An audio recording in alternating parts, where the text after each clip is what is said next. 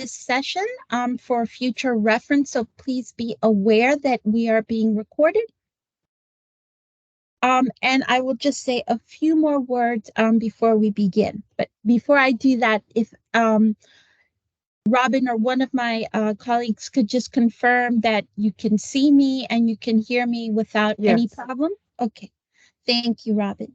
So I hope that everyone on the webinar today has had the opportunity to review the letter of instructions from Dr. Jason Cottrell, as well as the many technical assistance resources available to you on the HEPAS website Help tab. We hope that you found these resources to be helpful, and we are looking forward to providing you additional assistance this afternoon in the preparation of your IPRs. This year, the HEPAS staff, which includes Dr. Cottrell and the individuals who work directly with the HEPAS system, are not providing a separate webinar for grantees. Rather, each division within the higher education programs, or HEP as we call it, is providing customized technical assistance webinars to their grantees. This is the first time that the HSI division is offering a customized TA webinar for APRs, as we are attempting to be truly responsive to your needs and requests. So we request your indulgence, or better said, I request your indulgence ahead of time for any mistakes or omissions. Reporting is one of our top requested areas of technical assistance, hence this webinar. Before you begin to worry, I did include a note in the chat that all attendees today will receive the PowerPoint and other resources from today's presentation either later today or tomorrow. So you don't need to ask, you're going to get it. And if you have anyone that also needs to receive it, just send me an email and I'll make sure that they're included in that message. So just as a point of confirmation, this webinar is for our new grantees who are completing an IPR. The IPR covers the first 6 months of your grant. So we're talking about October 1, 2022 to March 31, 2023. So if you are a new grantee, you received your grant this past October. The HEPAS system opened for IPRs on April 3rd and will close on Friday, May 5th. The IPR form is essentially an abbreviated form of the APR, which is the annual performance report, and that's the report that you will complete starting in year 2 and going forward. And the main purpose of the IPR is to help the department verify that your project has made substantial progress. And I'll provide a definition for that a little bit later. And to help us, as your program specialists in the HSI division, to identify areas to support you and provide technical assistance. One more point for clarification, because there's a lot of confusion in this area. If you have questions related to the HEPA system itself, so passwords, access to the system, formatting, the buttons, you can't get the buttons to work, or anything that has to do with navigating the system, please contact the HEPA staff either through their webpage on the Help tab or directly through their email. Now, if your questions are related to your specific grant project or the program under which you were funded, so DHSI, STEM, or POHA, those kinds of questions should come to your program specialist. So that would be my colleagues, Jimmy Seward, Alexandra Bolden, Dr. Robin Dabney, Rick Gaona, and Jerry Clark, Karen Kusumano-Abrams, or me. Program or project questions come to us. Anything that has to do with HEPA system, formatting, passwords, etc., that goes to the HEPA folks. So before getting into the first slide, I would like to ask Dr. Cottrell or any of my colleagues, if I make a mistake, I forget something, or there is something that you need to add to information that I'm providing, please feel free to interrupt me. The most important thing here for me is that our grantees get complete and accurate information. Are there any initial questions or comments from anyone before we begin? Okay, great. So again, remember to mute your microphones. Also, if you have any questions or concerns, feel free to raise your hand using the Teams function and I will answer them as we move along. You do not need to wait until the end to ask your questions. Alternatively, you may type your questions in the chat and I will pause periodically to address them, or one of my colleagues, Dr. Dabney, or one of my other colleagues may respond to them directly. Please note that as much as we prepare for each of these webinars, we always receive questions that we may not know the answer to immediately, but rest assured we will get back to you. Being responsive to your needs is our top priority. So at this point, I am going to start sharing the PowerPoint and begin the presentation. I'm going to go into slide mode. And once I do that, I can't see the chat or anything else. So if anyone raises their hands or put something in the chat, I won't know. Robin, would you mind letting me know if you can see my slide? Yes, thank you. Thank you, Robin. And I will stop periodically to check in on the chat. And please, Robin, also stop me if there are any questions in the chat or if anyone raises their hand, because again, I cannot see any of that. Absolutely.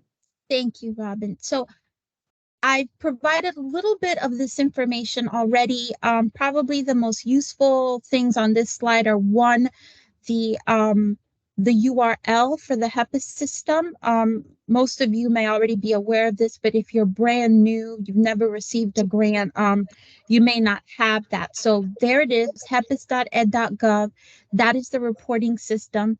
Let me clarify that this is a separate system from G5, which is the department's grant management system, and it is also a separate system from grants.gov, which is the system that you use to apply for your grant. So HEPIS is the reporting system just for us. I mentioned before the letter from Dr. Cottrell. Of course, we're providing this webinar. You'll get a copy of the PowerPoint, but I want to remind everyone that we also provided the grantee handbook to everyone at the beginning of the fiscal year, and there are a lot of resources available to help you in that grantee handbook. So please make sure that you refer to that as you're working on your report. If you lost it or you need another copy, just reach out to us. We'll resend it to you. And also the HEPIS Help Desk has a ton of resources. Go into their help section and you will see recordings, blank documents, slides, everything that you need regarding your IPR. And one of the most helpful documents is the IPR webinar slides. I will personally forward that to all of you in addition to this PowerPoint so that you can have that, because that slide document is especially helpful because it provides you with an overview of navigating the HEPA system. So I've already provided these dates. What I will emphasize on this slide is that only the project director may submit the report. If you don't have access to the HEPA system yet, please make sure that you do that. If you're brand new and you don't have access, then please get in touch with the HEPA system to do that. Earlier this fiscal year, a report was sent to HEPIS with all of our project directors' contact emails. However, if you were recently appointed the project director, you may not have gone in that batch. So please make sure that you have access to the HEPIS system, and please make sure that you are providing your .edu email, because HEPIS will not accept any of these yahoo.com or gmail.com or whatever emails. Your email has to match your institution. Just want to clarify that this is for IPRs, not for APRs. APRs are for folks who've had their project for more than a year. So if you're brand new, you're in the right place. If you're not, then we had your webinar a few weeks ago, and that is posted on our website. And then the bottom the bottom bullet there is just for your reference.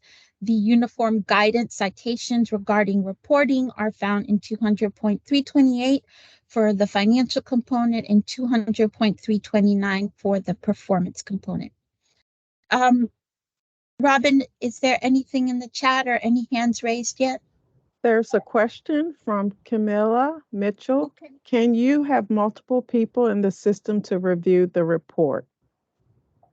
I do believe that that you can have more than one or two individuals who have access to the system. We do advise that you keep that group small, but my understanding is that only the project director may submit the report. Jason, is there anything you'd like to add to that response? No, that's correct. The big thing to keep in mind is the smaller the group, the easier it is to do the reporting. Once you get 4, 5, 6 people, sometimes it gets a little confusing because there's different perspectives that folks have. So we recommend keeping that group small, but we can have more than 2 or 3 people in there for the report. But again, keeping that group small will help you in the long run. Our recommendation is to take a look at the PDF of the report and sharing that with colleagues and working in groups on your campus before actually going into the system so that you can collect the data that way. Thank you so much, Jason. There is a follow-up question regarding to who to contact to add the person. Okay, so I'm going to provide, well, let me go back here. If you go to that web, that URL that you see there and you go into contact us, you can send an email directly to the HEPA staff and ask to be added, or you can also contact your program specialist and we could also contact HEPA's on your behalf. One thing that I did want to mention, and that's very important, whenever you contact HEPA's and also whenever you contact your program specialist, please make sure that you always include your PR number. That's your unique grant identification number, because that helps us in, first of all, obviously identifying who you are and also in the administration of your grants. And also, many of you have more than one grant. So if ABC University emails me and I know that they have 4 different grants, if you don't tell me which grant you're talking about, then I'm going to have to ask you a series of questions to be able to help you. Is there anything else, Robin, before I go on? Yes, I believe it was in regards to submitting the interim performance report. Janice indicates the AORs have always been able to submit the report previously. So am I no longer permitted to transmit the report for the project director or program directors? Jason, could you help me with that question, please? Sure. AOR, I'm wondering what that is. The agency authorized, the authorized organizational representative. It's a term from grants.gov. Sure. So, I mean, technically anybody can submit the report that has access to it. We recommend that it be the project director or the program director for the project. That way we know that that is the person that is doing it. But I mean, it can be technically anybody. We've even had, presidents and vice presidents who have had access to do so, but it's not limited to just the project director. But we recommend that it be the project director in order to ensure that that person is in the know as to what is happening. Thank you, Jason, and I'll make sure that I update this slide with that information. Any other questions that may have come in, Robin? I don't believe there is no additional question in chat. Okay, I'll check with you again in a few moments. So moving on then, I mentioned during the introduction that the main purpose of the IPR is to make sure that your project has made substantial progress. So these are 5-year grants for all of you, but when you were funded initially, so during the summer, you only received 1 year's worth of funds. The reason for that is because these grants are set up on a non-competing continuation cycle. So that means that every year you have to demonstrate that you've made substantial progress to the department in order to receive your NCC or non-competing continuation award. This process is normally conducted during the spring and summer of every calendar year in order for us to have sufficient time to review your progress, resolve any issues, and obligate the program funds, which always expire by September 30th of each current federal fiscal year. So we're basically just making sure that you're on the right path to doing what you said you would do, even though you are essentially, we understand that in many cases, year one is like a planning year, or a good time of that is spent on planning. So what exactly do we mean by substantial progress? So we have a definition of that. Substantial progress, and usually I don't read slides, but I think it is important to read this definition. Substantial progress is a level of accomplishment that a grantee must make in its project during a budget period, which produces measurable and verifiable evidence that the activities undertaken complied with those objectives to which the department and the grantee have agreed. So in a nutshell, what this means is that you're making progress to do what you said you were going to do. Now, there's always some level of, subjectivity and interpretation on whether or not, a grantee has made substantial progress, but this is where it's important for you to have good communication with your program specialists and keep them up to date, not just on your successes, but also on your challenges. And please know that as program specialists, we're here to serve you, and we want your project to be successful. So we need to keep the lines of communication open, especially at the beginning, so that if you're having any problems launching your project, we can help you. And this goes to the last bullet that you see there. So not only are we looking at, the compliance side, you must be making substantial progress to get you year two money, but we also want to be able to provide targeted technical assistance. So if we know how you're doing during these 4-6 months, then we can provide you with the support that you need to move forward successfully. So moving on then to the report itself. So these are screenshots of what it looks like in the HEPA system. I am not including every single screenshot of every single page. You can find that in the HEPA's APR webinar slides that I'm going to share with you. But this is just to orient the content that I'm providing today. So once you go into the HEPA system, after you see like the initial landing page and the initial instructions, you'll see the cover sheet, and this is the first part of the cover sheet. So the cover sheet begins by asking with your PR number, and this is just your grant identification number. And for those of you who are here, your PR number starts with one of these three denominations, 31S, 31C, or 31M. The unit ID is your IPEDS number, and if you or your grant office doesn't have that IPEDS number or wants to verify it, you can go to that link and verify your IPEDS number. And just so everyone knows, I hyperlinked a lot of citations in the PowerPoint so that it can be a useful reference to you. I think everything on this slide is pretty self-explanatory, so I won't read it. I will just say that for the last one, grant type, I'm not sure we have any active cooperative development grants at this point. We did at some point have cooperative development grant, but I think it's been a while. For most of you, you will be marking individual development grant. If you have any concern about that, you can read out to your program specialist.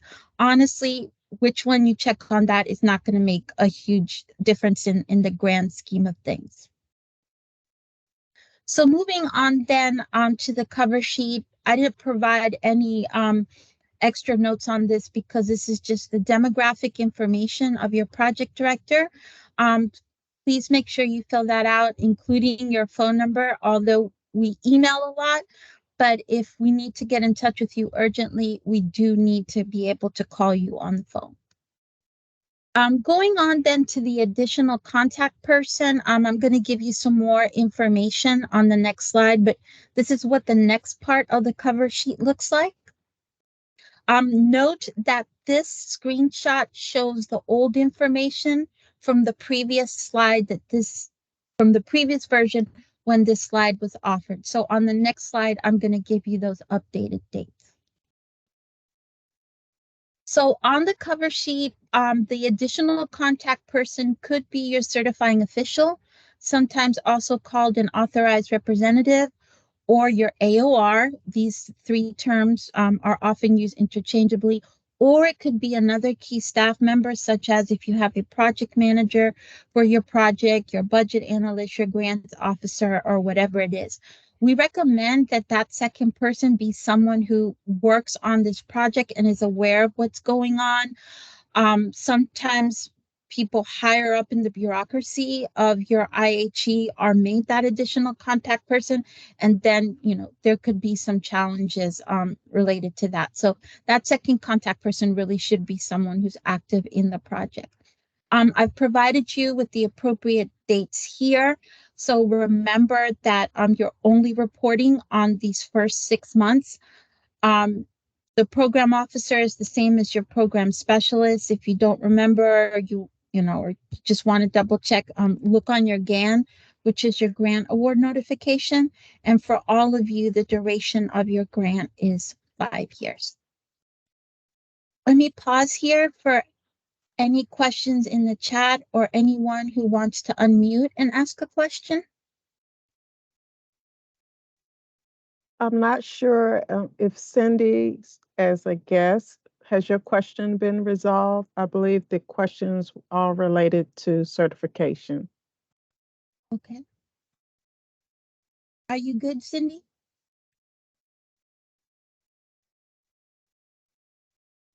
Okay. Well, we can move on and we can come back to Cindy if she has any additional questions. So continuing here with the cover sheet, again, providing you the screenshot just so you can see where we are and the progress that we're making along the different steps of the form. So the next part after you provide all of your contact information is your budget expenditures. And we get a lot of questions about this. But know that for the IPR, we're really asking you for very limited and straightforward information about your budget. We understand that it takes a long time, especially at larger universities, for monies to be drawn down and staff to be hired and all that. So we often get questions or emails where people are really worried because, oh, we haven't spent a lot of money, and sometimes they haven't spent any money or whatever. It doesn't align with what's in the application and they're worried. Again, we understand that you're in the planning year, but the most important thing is that you provide us with complete and accurate information regarding your budget expenditures through March 31st. So some definitions here and clarifications. So for purposes of the report, the term budget expenditures means allowable grant obligations incurred during the period specified below. So for this particular period, we're talking about budget expenditures from October 1 to March 31st. That's the only period that you're reporting on. I provide you the Edgar citation and uniform guidance citations for your reference. Now, in the box it says federal grant funds. What you're putting there are your actual budget expenditures. So what you actually spent from October 1 to March 31st, not what was approved. Actual expenditures includes funds that you drew down from G5 and funds that you've encumbered but not drawn down from G5. So when you've spent money, but you haven't drawn it down from G5, that's called encumbered. So we haven't seen that transaction in G5, but the money's gone. You bought whatever you were buying, you paid whoever needed to be paid, you did whatever needed to be done, that money's out the door. So your actual expenditures include both your drawdowns and any money that you spent that you weren't able to draw down before that March 31st deadline. For the non-federal funds, this is not going to apply to most of you. Now, if you've set up an endowment, then you do have to report on your non-federal funds. Or if in your grant application you indicated that you would have voluntary matching funds. In those cases, then you should report on your non-federal funds. As I said, most of you won't need to do that. Also, let me clarify that none of our programs require matching funds. I've worked with some programs that do require matching funds, so I'm just clarifying this here for you. If you want some additional information on what this whole matching funds thing is about, I've provided you with a citation there from the uniform guidance. I provided you with the exact citation there from the uniform guidance, and there's a hyperlink both on the green citation and over here on the blue. Since we usually have a lot of questions about the money, let me pause for a moment to see if we have any questions or comments. There are several comments in regards to funding setup and hiring challenges. There is a question regarding how about ID. We are in the process of setting up match, but it's not complete yet. Can you further elaborate? I believe the name is Hepatia. Okay. All right. Well, for the endowment, let me first of all say that if you look in our HSI Division Grantee Handbook, we include information on the endowments in the actual narrative of the handbook. We also provide some additional resources specifically for endowments in the appendices. I am not an expert on endowments, but I can tell you that many of your questions are contained in those sections that I just referenced. However, to give you a direct answer, if the endowment has not been fully established and or you have not yet secured those matching funds, then you don't need to report them at this time. Is that correct, Jason? I just want to be sure because I'm never sure when it comes to endowments. Yes. So the endowment, you don't actually have to report on until you get those matching funds and draw down the funding for that. And so once you do that and you set up the endowment, then you would begin reporting both in your performance report as well as the start of the endowment report. So there is a separate report that endowments have to complete, and they'll complete that every year for 20 years because you have the endowment for a 20-year period. And so once you do set that up, that starts the clock on that 20-year period. And you would be reporting on that each year for those 20 years in the performance report for the duration of the grant, as well as the 20 years for the endowment financial report. Thank you so much, Jason. What are the other questions, Robin? We can go through them one by one since this is an area of high anxiety. I believe you did respond to the that was an endowment question. Brian asks, do we need to distinguish between funds drawn down versus funds spent but not drawn down? Yes, you should provide an explanation of that in the narrative section of the budget. And you'll see exactly how you do that once we get to that slide. But definitely provide an explanation. You know, in the narrative, you should say, this is how much we've drawn down from G5. This is how much we've spent, but not yet drawn down from G5. You should also explain in that budget narrative why you haven't drawn down the funds from G5. You know, it could be something as simple as, you know, our college is on a schedule and we do it every month or every 6 weeks or whatever. It could be that you're still setting up your accounting codes. I mean, whatever the situation may be, you need to explain that. The very important reason for why you need to do this is because one of the things that we as program specialists do as we review your IPR is we're going to look at your budget section and we're going to compare what you're reporting with what's in G5. So if in your report, say, and I'm just making up numbers, you say that you've spent $150,000 on A, B, and C. but we go into G5 and you've only drawn down $35,000. Things like this happen, right? That's a big difference. And even where it's not a big difference, it's still a difference. So we need to know, oh, yeah, so they've paid this vendor and they paid these staff and they bought this computer, but only some of these things they've received invoices for, or, you know, so and so isn't paid until this schedule. So that's where it's helpful to you to provide that narrative on the differences between what's been drawn down and what's been encumbered but not drawn down. What's the next question, Robin? Next question from Kimberly. Are these slides available to download? Kimberly, the slides will be available after the webinar. And Mark, the next question, if our endowment was matched and set up after March 31st, it was approved and funds were paid April 18th, how do we report this information? I don't believe you would report it since the end of the reporting period is March 31st, but I would love for Jason to verify that. And I would also say that for those kinds of specific questions, please reach out to your program specialist to make sure that we're covering all of our bases.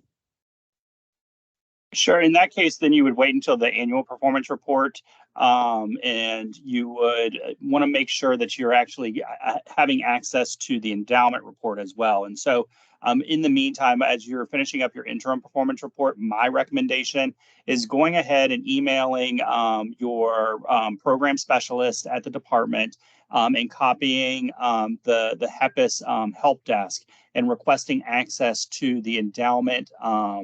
The EFR system, EFRS, which is the endowment financial reporting system in the HEPA system. And so you'll get another little access point on the left-hand side of your screen that will allow you to go in and actually begin reporting on your endowment. You won't actually need to report anything until the end of your first year. And so as you begin that process of, thinking about your annual performance report, which will be due at the end of this year, beginning of next year, you will actually begin the process of collecting the data for the endowment. And so there are additional endowment pieces that are due. And so you'll want to start thinking about that. But again, email your program specialist now or after you finish your interim performance report, copy the help desk, and just let them know that you need access to the EFR system and provide your PR award number. Thank you so much, Jason. Next question, Robin. The next question, can I see project balance in G5? Do I have access for that? Okay. So, again, if I'm missing anything, if anyone could correct me, that would be fine. My best understanding of G5 is that the project director and the certifying official both have access to view the account, to draw down the GANs, and to do certain other actions within G5. At colleges and universities, in addition, your budget analyst or your budget officer will also have a different type of access to G5 that allows them to actually go into the banking section of G5 and make those formal requests for drawdowns. I don't know how it's set up at your IHE, but what I would do is reach out to the G5 help desk. And I'll give you their phone number, and I can also include their email in the message that I sent to everyone today, because they changed their email and I don't remember what it is, but their phone number is 1-888-336-8930. You can call them, tell them what your role is in the project, and they can tell you whether or not you would have access. Actually, what you should do first before you contact G5, again, depending what your role is talk to the project staff and to your budget office, because someone may already be responsible at your institution for requesting those drawdowns. That's all I can think of right now. Were there any other questions, Robin? Not at this time. Okay. Sorry, it's hot. It's getting hot over here. Okay, so moving on then to continuing on the cover sheet with the budget information. So indirect costs. If you are charging indirect costs to your grant, then you would indicate yes, obviously. Otherwise, you're going to mark no. Now, I'm again trying to avoid some confusion, so I'm providing additional information. So if you are a DHSI grant for any year, or you are a POHA grant for 2019 or 2021, that you are not authorized to charge indirect costs. Okay. Um, all of our STEM grants and our POHA 2022 grants may charge indirect costs. Please understand that you may charge indirect costs. That doesn't mean that you have to charge indirect costs. Okay. Please refer to the notice inviting applications for additional specifics on charging indirect costs. And there's also a website for the department and an email for the department that you can reach out to for additional information on those indirect costs. At this point, if you are charging or not charging indirect costs, you should know this. If this is something new and you were not aware of it and you need to make some kind of a change, then reach out to your program specialist about the possibility of charging indirect costs to your grant. This is the screenshot of this section that we've been talking about regarding the indirect costs. And on the next slide, I'm going to provide you with additional instructions on how you would complete this. So again, this is a recap of what I said, but just outlined with more detail. If you are a STEM grantee, then you are permitted to use an unrestricted indirect costs per the Federal Register notice of May 21, 2021. In fact, I think there shouldn't be anyone, any of these grantees on this call. I'm just remembering because we did not do a fund down. So this is for historical purposes. If you are a POHA 2022 grantee, then you must use a restricted indirect cost rate. So in this case, you're going to check C. The restricted indirect cost rate definition was included in the POHA 2022 notice inviting applications. If you need additional information or assistance on what the restricted indirect cost rate looks like, please reach out to me or Alexandra, who are the program specialists for POHA. And again, the DHSIs and the previous POHAs, these sub-questions do not apply to you. Now, here's another point that we get a lot of questions about, and this is an item that's only included in the IPR. It's not included in the APR. It's the certification regarding data privacy and security. So you can see the language here. As a new grantee, you must confirm that you are aware of federal and state data security and security and student privacy regulations. So it's sort of like when you applied for the grant, you had to fill out are these certifications and assurances saying that, you would abide by civil rights and non-discrimination and access and awareness and all that. Well, here we're just asking you again to confirm that you are aware of these regulations relative to data security and student privacy. So in addition to marking yes, please make sure you mark yes. I've had a few that have marked no just because they didn't understand. In addition to marking yes, you must also provide a copy of your IHE's data security and student privacy policy. So the preferred way for you to do this is to include that policy as an attachment to your report. So where it says IHE, I meant to say APR. So there's a place after question 5 labeled optional where you may upload up to 3 files. So one of those files should be your IHE privacy policy. A few of our grantees have extremely long policies, and they have opted to include a link to where that is on their webpage. That's fine. However, if you do provide a link, please make sure that the link is live, because you are responsible for ensuring that you provide either a direct copy of that policy, or access to that copy. And this is a reminder for everyone.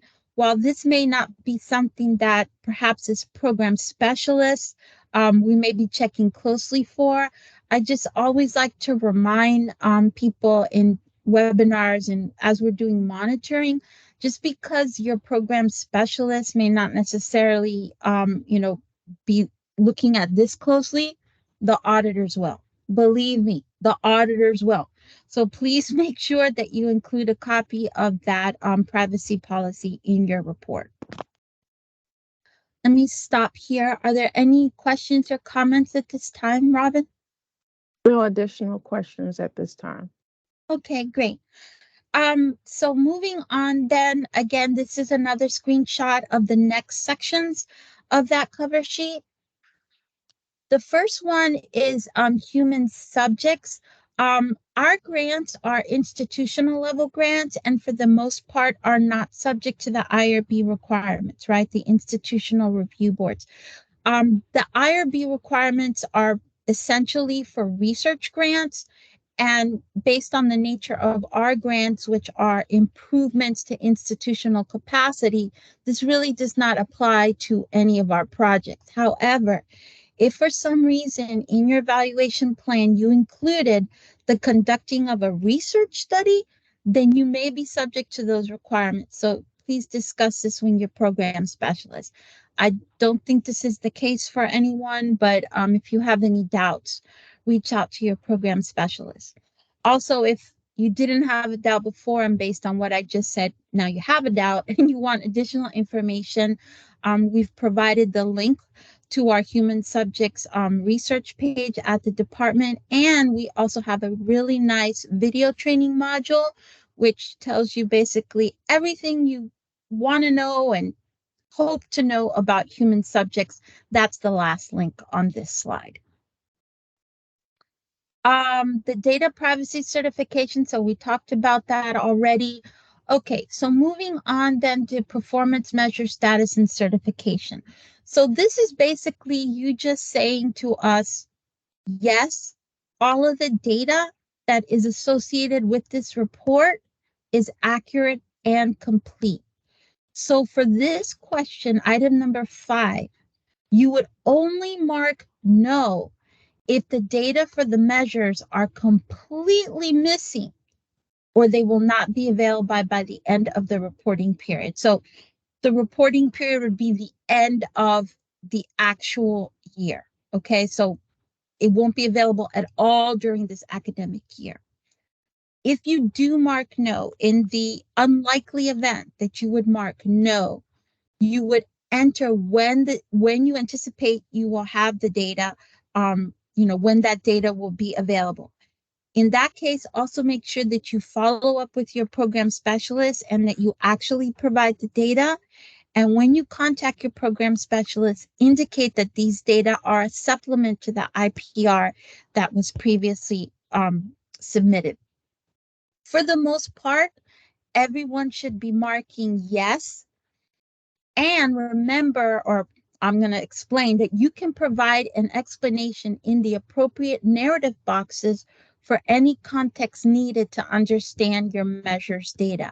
So if your data is, say, 0 or 1 or 2, that doesn't mean that your data is missing. It just means that in most cases, you haven't done it yet, but you're working on it. So that's why I'm emphasizing that marking no for number 5 is really something that we expect to see rarely. Regarding this issue, Jason, is there anything that you would like to add or clarify?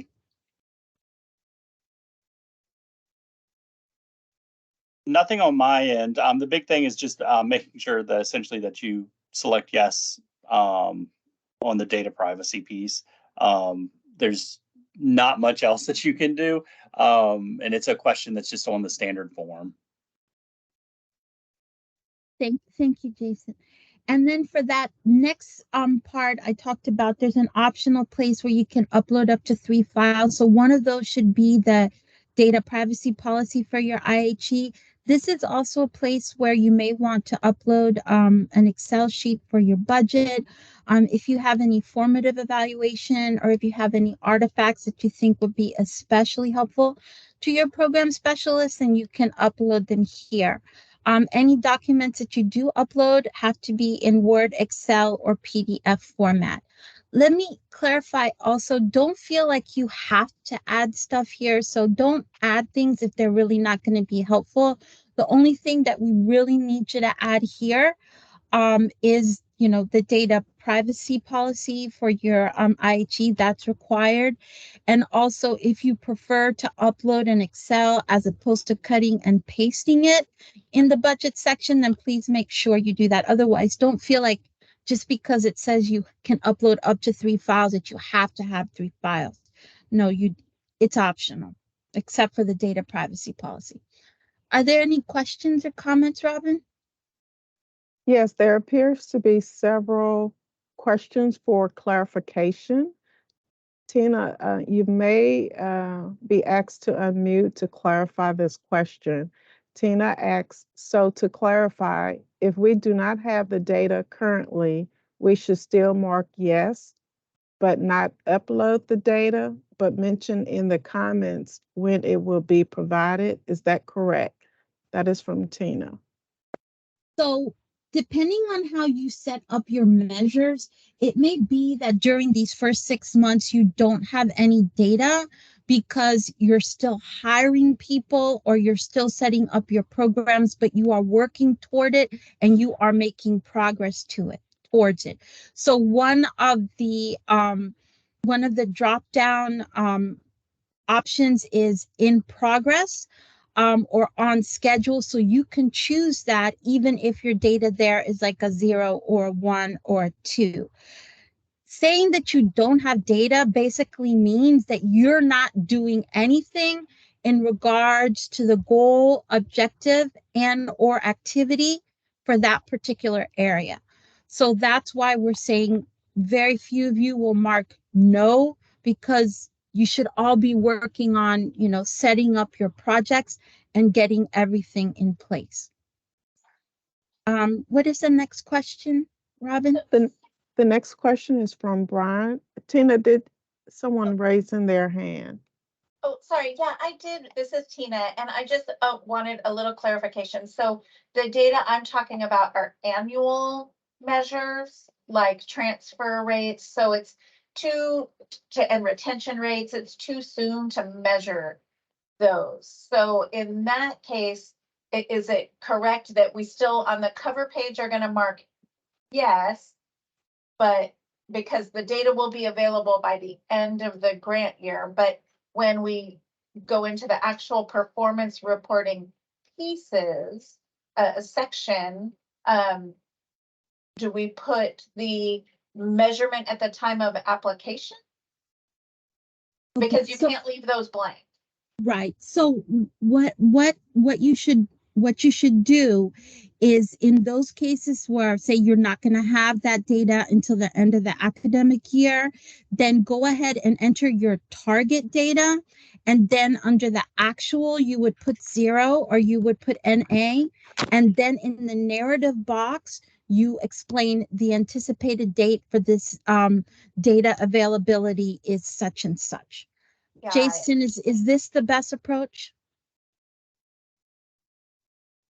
Yeah, I mean, the big thing here is for, and Marguerite is going to get to this in just a bit, I think, is that, the interim performance report is an opportunity for your program specialist at the department to make a decision as to whether or not you're making substantial progress. And if you're not, being able to provide some type of support. And so in this case, the information that you're providing in here is an opportunity for us to take a look to see where we can assist you all. And in some of these cases, if you don't have data, so if you have, data that is done on an annual basis, you are, that data is not going to be collected until the semester is over. And so clearly, that is going to be after May, typically on most campuses.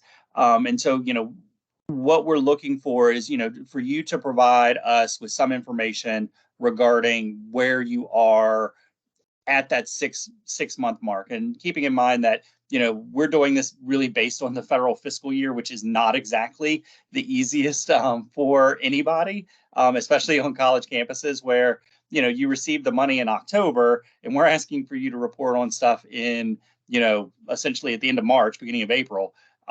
There's not much that can take place, but at least what is it that you're doing? And so, if you don't have the data for us, clearly there's nothing for us to collect. And so, being able to at least provide, this is something that's in progress, and maybe providing, this is our goal and this is, what we have, right now. And so in some cases, you're reporting baseline data for us to know something when we get to, the annual report to say, okay, well, in the interim report, you said this was your baseline data. It went up, it went down, whatever it may be. So, give us something to do some comparison if you can. This is, again, the big thing here is, it's an opportunity for us to assist you all where you all need the assistance.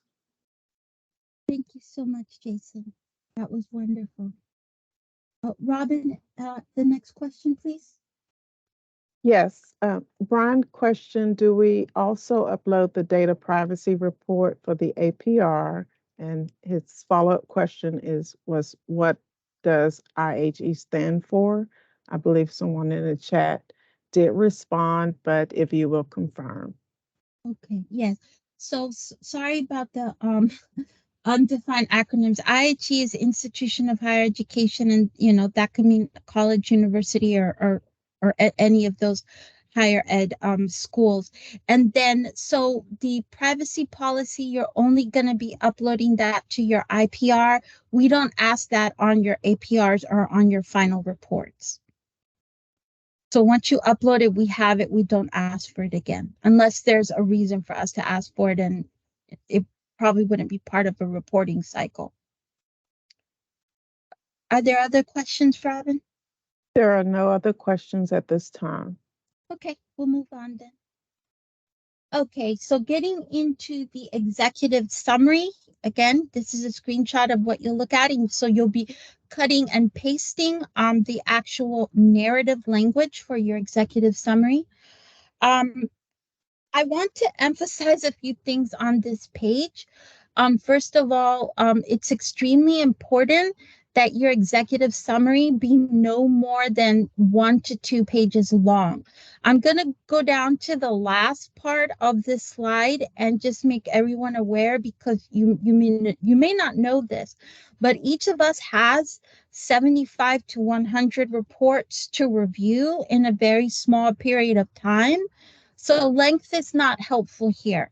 Writing a lot is not going to help you or us or anything. It's very important that you be succinct, and that, you can consider the executive summary, like sort of in a way like an abstract or an update of the abstract.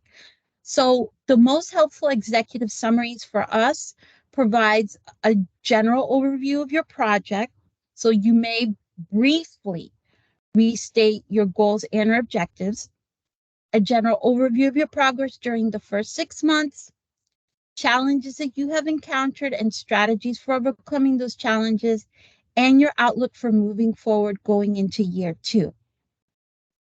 The most important part of the executive summary is where you list your major accomplishments in bulleted form. For example, you hired the project director, you published the bid for construction work, you conducted outreach to students. Bullets are a wonderful thing. Some people think you shouldn't write bullets in academic writing. Well, this is a case where bullets are very much appreciated. We're going through, as I said, 75 to 100 reports, and seeing a bulleted list of all the major things that you were able to accomplish during those 6 months or that are in progress are very helpful. Also, remember going back to the advantage of brevity in this context is that we have a copy of your application.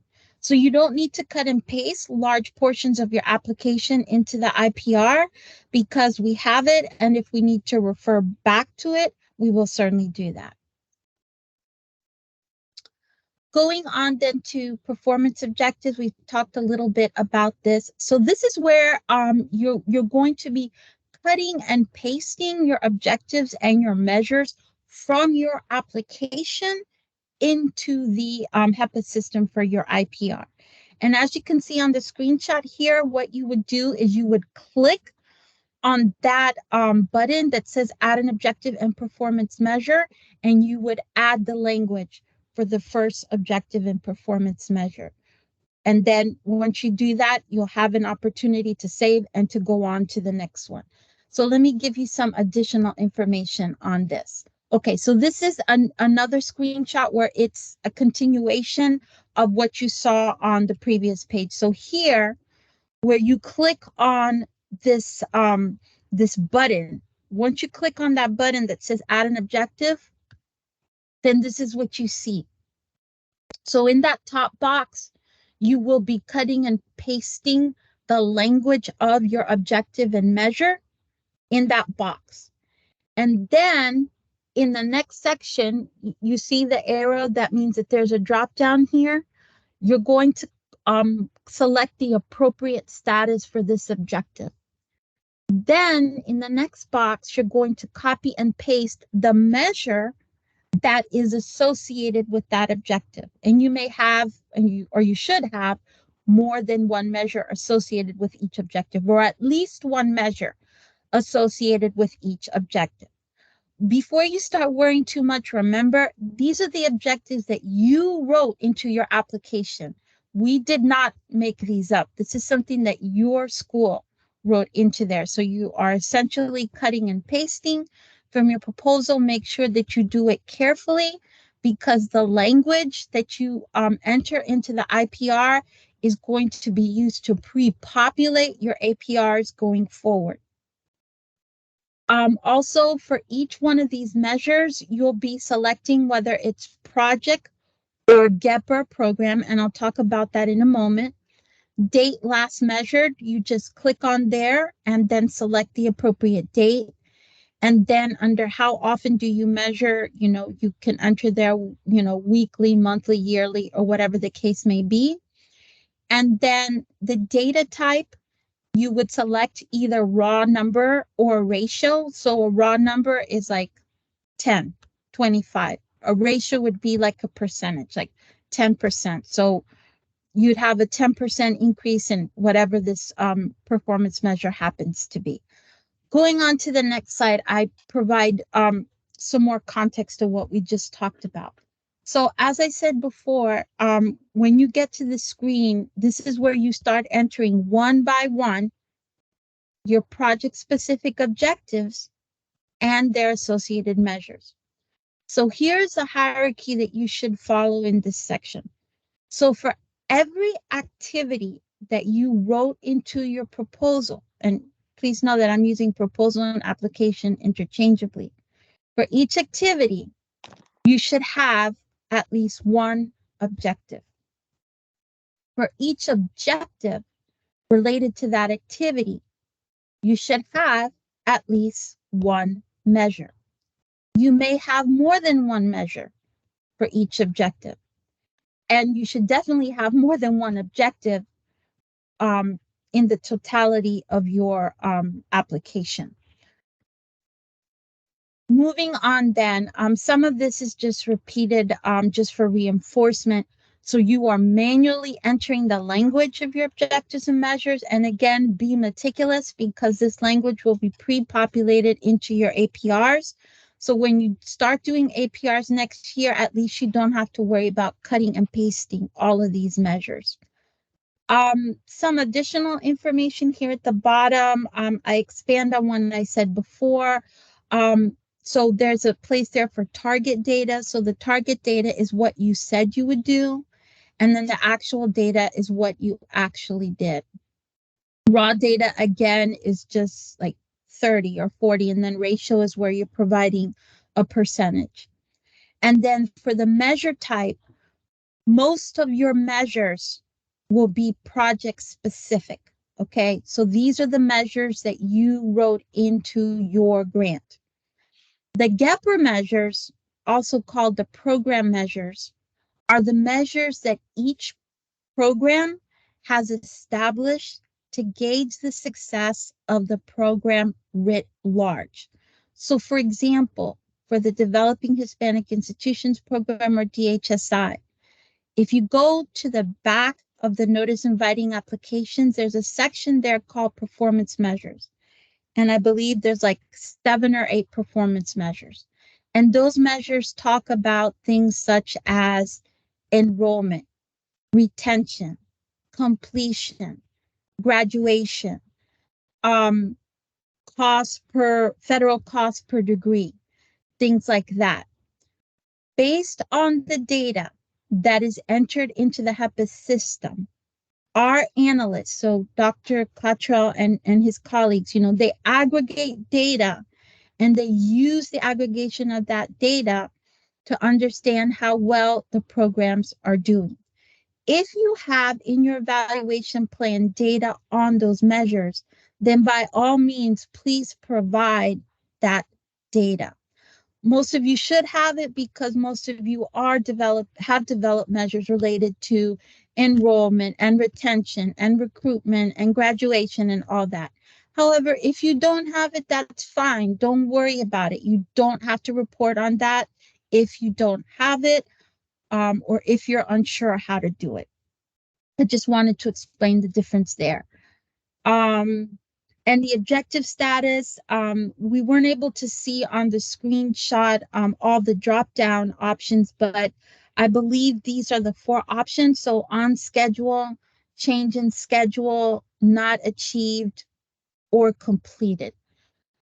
So before I ask Robin if we have any questions or comments in the chat, Jason, is there anything that you would like to add regarding entering the performance objectives and measures, anything that causes confusion, or any other words of wisdom for us? Probably the biggest thing to do when it comes to performance measures is to make sure that you're working with your program specialist at the department to ensure that what you're measuring is A, measurable, and B, what you should be measuring. And so there may be better ways of kind of developing that information. And so, speak with your program specialist and they will be able to assist you in ensuring that what you're doing is something that you can work towards. And, don't be afraid to ask. I mean, I think a lot of times I also try to remind folks is often what happens when it comes to our grants is our grants are being written by grant writers or somebody in sponsor programs, and then being passed on to a project director. And the project director may not always know the specifics with this. The other piece of it is also to go back to your logic model and take a look at your logic model to find out, what it is that you put in there that you were thinking about looking at for your campus, both the long-term goals as well as the short-term goals. And so, you may be able to not only, find better ways of, developing your performance objectives, but also, maybe adding on to other things that you had not thought about before that are measurable and easily measurable for you that could show, great gains on your campus. And so, work with your program specialist, work with the folks on your campus, especially your data folks, to ensure that, you are doing things that you can do with this grant. And so, these grants are meant to do large things, but based on small scale activities often. And so, there are ways to write these things that, you may have better ideas. And so you can communicate those better with a program specialist and better with your data folks on your campus. Thank you so much, Jason. That was awesome. I took a bunch of notes. Robin, do we have any questions or comments in the chat? There is a hand raised. Estella, are you available to speak or address your question at this time?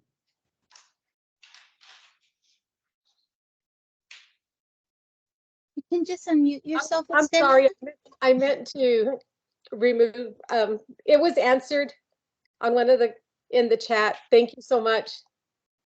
Wonderful. Thank you. Thank you. And there are several other questions.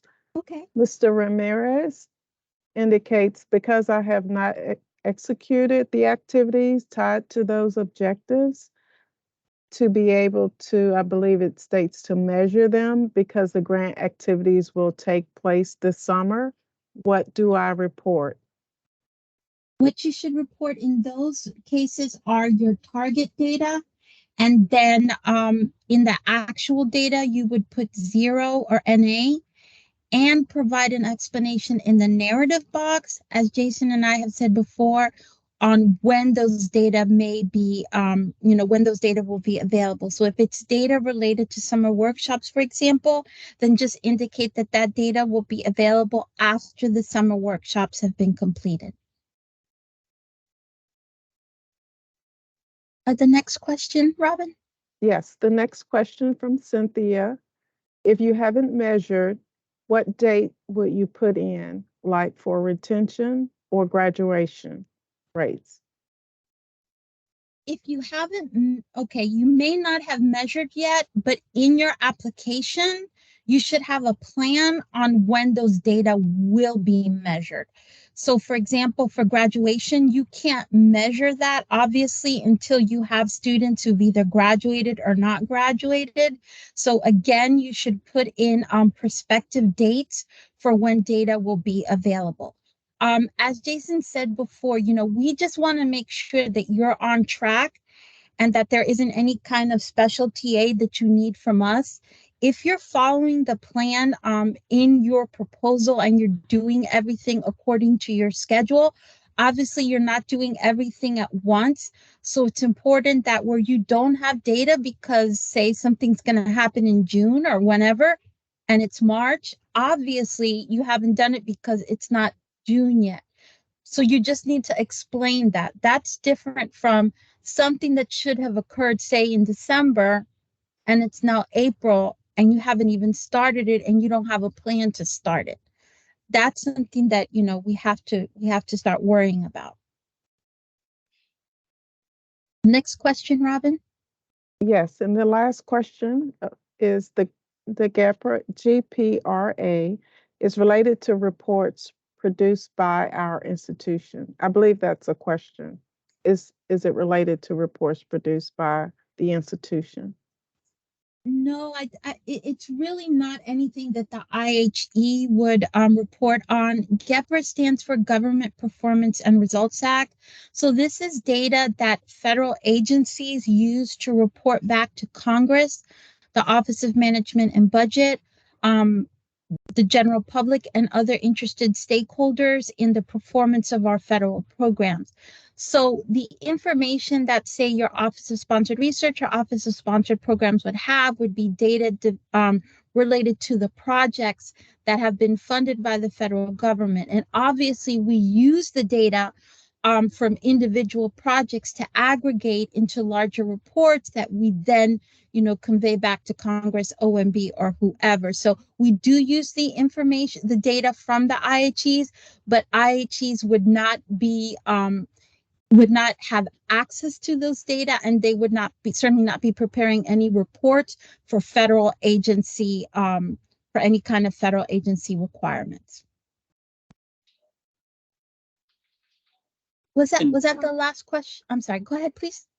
I was going to say, Margaret, if I was going to add to that. So the way that we think about GEPRA is it's kind of an aggregated measure for our programs. And so it's almost a measure for how well our programs that include the HSI program, the HSI STEM program, so individually the grant programs, how they are performing, and we report that back to Congress. Now, for you all, you may have a measure that is a GEPRA measure. And so that may be enrollment or graduation rates or persistence. And so, if it is, you are certainly going to report on that. So you're going to report on your graduation rates or your enrollment and any changes that may occur for the duration of your grant. And so you would just mark that as GEPRA. And so that makes it easier for us to be able to kind of aggregate and see what that is. And ultimately, when it comes time for us to report to Congress, we're going to use data from IPEDS to do that. And so I like to think of the GEPRA measures that you report in your performance reports as a snapshot of what is happening at that point in time for your institutions. And so it may not be anything that we're going to report right away to Congress, but we may get asked, how are this cohort of institutions in the HSI program or the HSI STEM program, how are they doing right now in terms of enrollment or graduation rates? And so, you would report on those and we can take a snapshot. But obviously, when it comes to IPEDS data, we often don't see that for a year or two before, it's certified and released to the public and that type of thing. So GEPRA is both a measurement that you would report on for a measure that you are measuring, but it's also something that we report on for our purposes as well. Thank you so much for that correction, Jason. Were there any other questions, Robin? No other questions at this time. Okay. All right. So this is just a recap of what we've talked about. Well, there's some additional information. So we've talked already about how to actually enter the language of the objectives of the measures. Remember, as you're doing this, to save each section as you complete it. And as we stated before, you should be cutting and pasting from your application. If you are having difficulties with navigation or formatting in the HEPA system, please reach out to the HEPA desk for help with that. Sometimes as program specialists, we get questions about, when you're actually putting it in, some of those technical issues with HEPAs. We usually aren't able to help you with that because we don't have access to HEPAs in that way. So please reach out to their help desk for those technical issues navigating the forms. It all gets easier from here, I promise. Moving on then to budget information. So here's that's a different one. I'm sorry? Okay, I don't know if that was meant for me, but I will go on.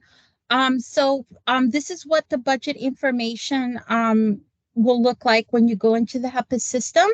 And as you can see, it's a free form format where you can copy and paste an Excel or a Word table with your budget information, and where you can also provide a narrative explanation of those funds. So for my colleague who said something earlier about, do we need to make a distinction between the funds that have been drawn down and the ones that have not been drawn down and spent? So this is where you would enter it. So you would put in your chart or your table, and then you would also provide a narrative explanation.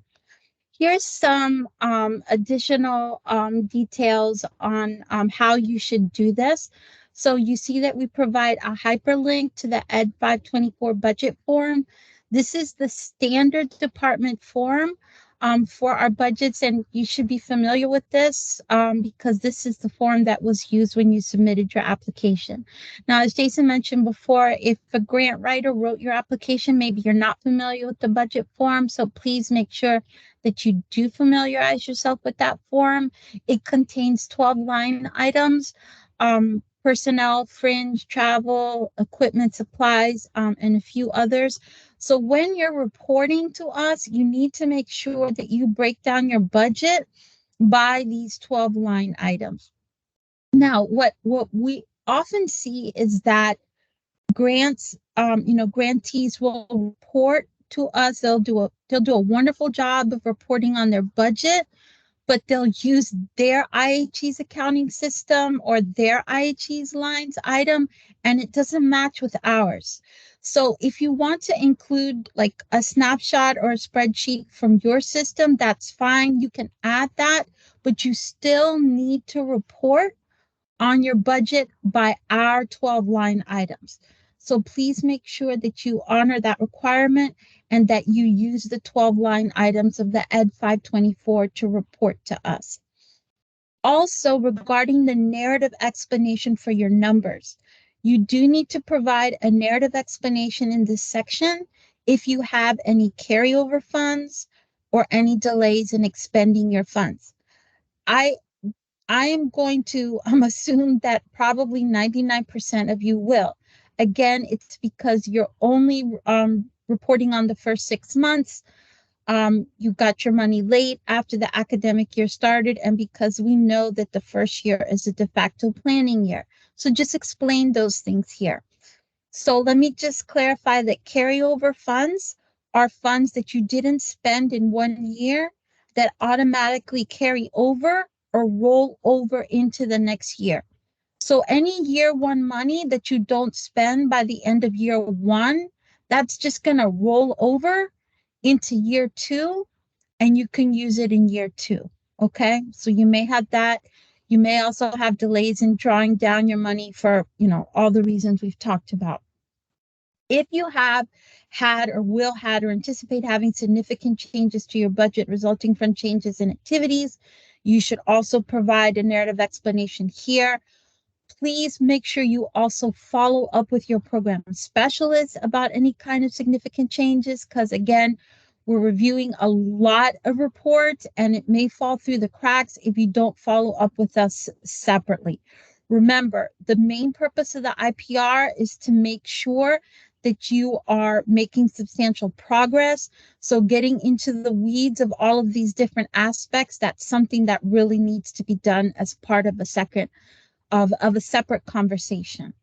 And then the third area where you need to address with a narrative explanation is, and this is the most serious, if you have changes to your budget that may affect your ability to achieve your goals or objectives or to carry out your activities. Again, mention that here, but please follow up with your program specialist for a separate conversation so that we can help you.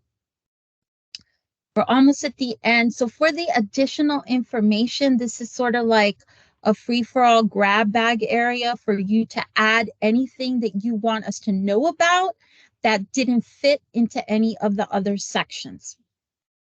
So this is an optional section where you may include things such as presentations that you've provided, if you have project newsletters, if you have websites, any social media activity that you may have, like an Instagram or Twitter, especially if they've been used either to recruit students or to promote events. That's always helpful to us. Media articles would include anything like in your local newspaper, or if your university has like the student newspaper or whatever. And also, if you have formative evaluation results to share with us, that's also helpful. You may actually not have any because this is only the first 6 months. And, depending on how your evaluation plan is designed, you may not have formative evaluation maybe until you get into the second year of your project. It takes a while to sit back and consider whether or not what you're doing makes sense and, addressing any needed missed course corrections. I do want to emphasize something, that the report instructions indicate that you can add information here about requests to changes in your activities or your project director. Speaking just for the HSI division, please do not use this section to do that. Any changes to your project director or major changes to your activities, you need to be contacting a program specialist about this separately. Those are big ticket items, and we don't want them to get lost in the shuffle of reviewing these reports. So please don't, if you want to mention it, but as I said before, make sure you follow up with your program specialist on anything that's critical to the success or administration of your project. Let me stop here before I get into the reminders and tips. Any questions or comments, Robin, or anything that you'd like to add, Jason? There is a question in chat. The question is, do we have to explain in the IPR how we are going to spend carryover? Yes, you should explain why you have the carryover and what your plans are for drawing down those funds. Because remember, even though, we're checking substantial progress for purpose of making an NCC year 2 determination, we still want to be sure that you are adhering to what you said you would do in your application. So when you accept the grant, that application along with your GAN and all of the attachments referenced therein, that all becomes part of your legal agreement with the department. So especially for the year 1 IPR, all of you, almost all of you, or all of you will have carryover. You do need to include an explanation on how you're going to spend that carryover so that we can rest assured that you have a plan, that everything is on track, but that those funds will be spent correctly and, in an appropriate period of time. There are no additional questions. Okay, great. So just wrapping up, I just want to remind everyone of certain things. I'm not going to repeat things that I've said before. So let me just point out a few things that I may not have mentioned before. Make sure to keep a copy of the IPR for your records and provide copies to your budget office, sponsored programs, your research office, or whoever, or any other offices that are involved with your project. This is extremely important. You may not think that you're moving to another office, but it does happen. And when there's personnel turnover, it just makes things very difficult for everyone. Also, just reminding you that there are a lot of resources to help you in addition to your program specialists. The people at HEPIS are wonderful, especially Dr. Cottrell, as you can all tell from the wonderful advice he's given us today. The handbook is also available to help you, as well as the other documents that I will be providing later today. This is the contact information for everyone in our division. Phone numbers and emails, and for our wonderful director, Dr. Sliepovich. And then the final slide is just thanking you again for everything you do and reminding you that for system issues, please contact the wonderful folks at HEPIS. For program specific and project related issues, please reach out to your program specialist, me or my colleagues. There's a couple of more questions, Margarita. Are you able to see them? It starts with, is that explanation on this report on the IPR? Okay, Hipatia, what explanation are you referring to?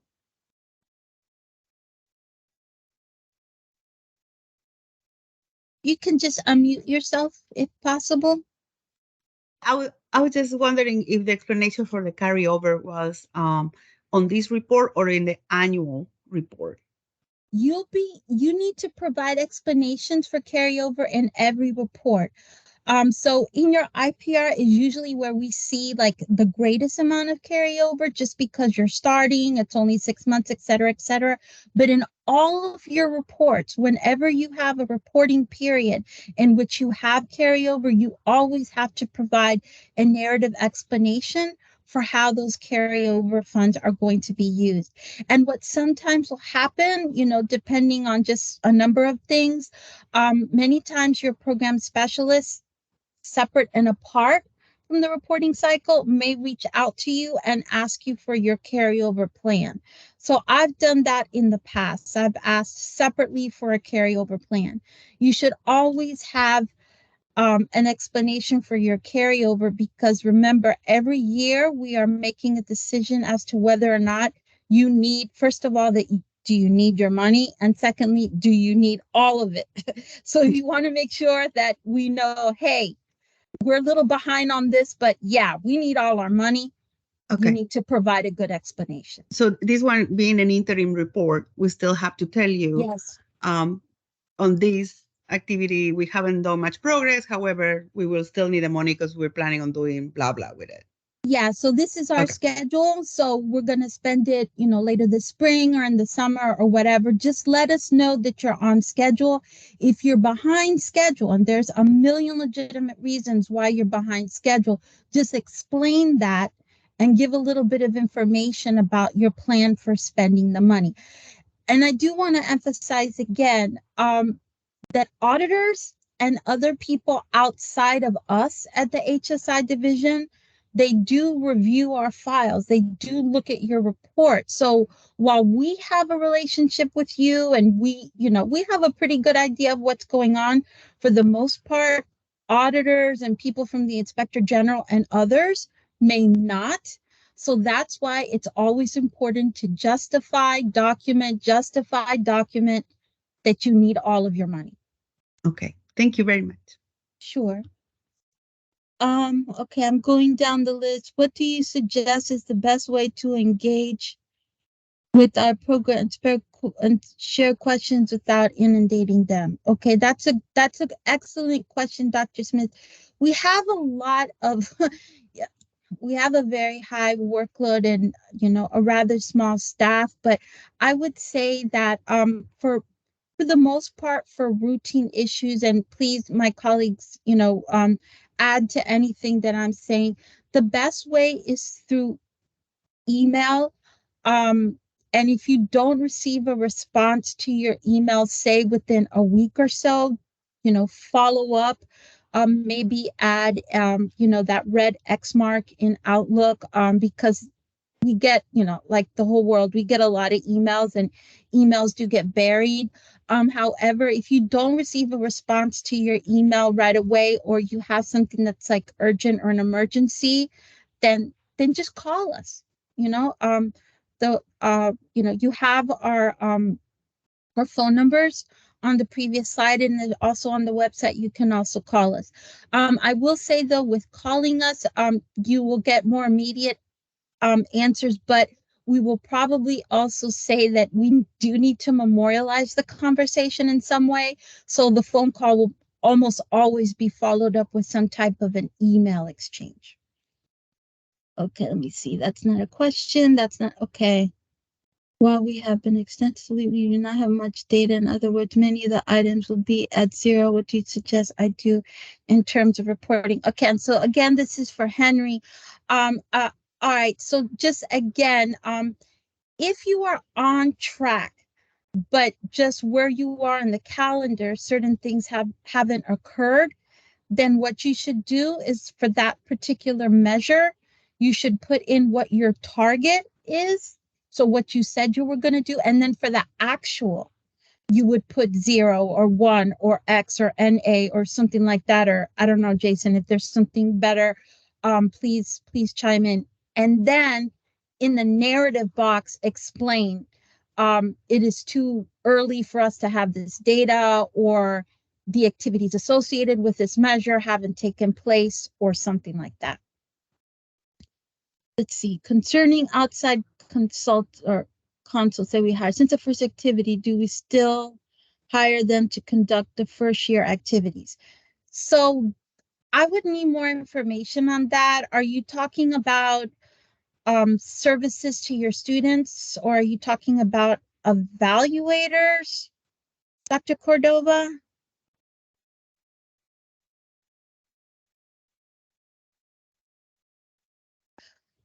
Okay, he may not be on anymore or having a problem unmuting them. Evaluators. Thank you. Oh, yeah, okay. So for your evaluators, that's not something that we would have a whole bunch of input on from this vantage point. It really depends on what you stated in your application that you would do. If your evaluation plan calls for formative or other types of evaluation results or data in that first year, then we would expect for you to do that.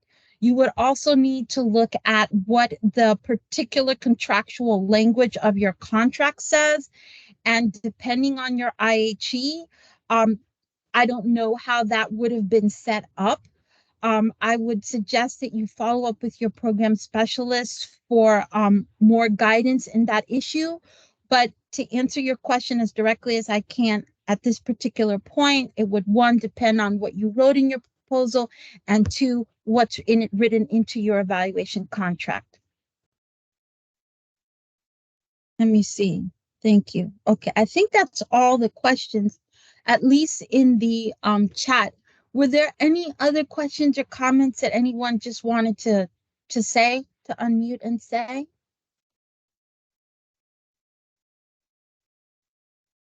Okay.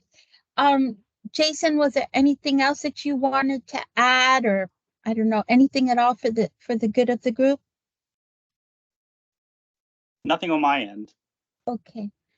Thank you so much, Jason, for being with us today. And Robin, thank you so much for monitoring the chat for me. And to everyone who assisted, thank you. We have recorded this, and we will make the recording available as we have with our other webinars. And I will also be sending out the resources to all of the attendees. Thank you so much for all that you do, and have a wonderful evening. Goodbye.